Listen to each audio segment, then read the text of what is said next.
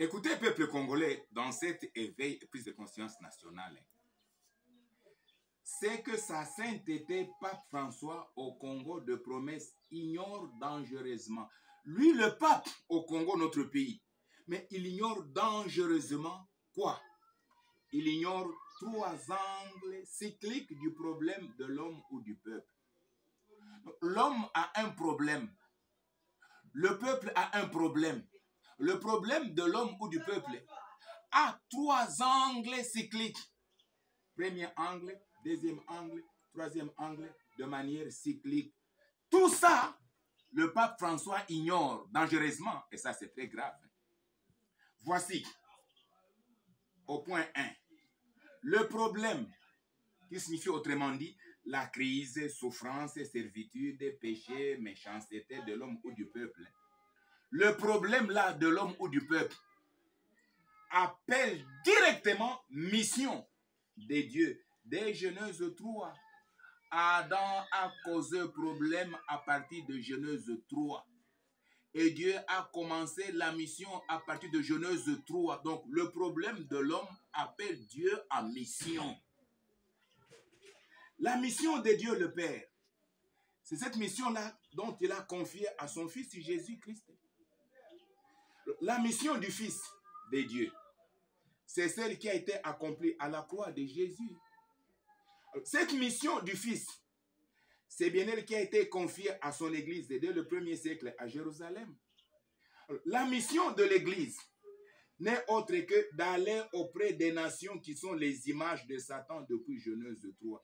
Tout ça, lui, le pape de Rome, ignore. Donc, quand l'homme est en problème, quand le peuple a problème, le problème de l'homme ou du peuple appelle Dieu en mission. Car l'homme problématique ne peut pas résoudre le problème du problématique. L'homme lui-même est en problème, comme le pape de Rome. Lui-même, c'est un homme problématique, il est en problème, il ne peut pas résoudre le problème des problématiques congolais. C'est un homme comme moi, Néni Amani Bizinga, le Christologue. Le problème de l'homme et de tous les hommes, ce problème-là appelle seulement Dieu en mission. Dieu a commencé la mission dans Genèse 3. Dieu a envoyé son Fils, Jésus-Christ. Dieu a confié sa mission à Jésus-Christ. Jésus-Christ à la croix a accompli la mission de son Père et étant mort et ressuscité avant de monter au ciel, Jésus-Christ a confié sa mission maintenant à l'Église. La mission de l'Église, ce n'est pas chanter, prier, danser, louer, louer. C'est faux! La mission de l'Église, c'est aller auprès des Nations Unies.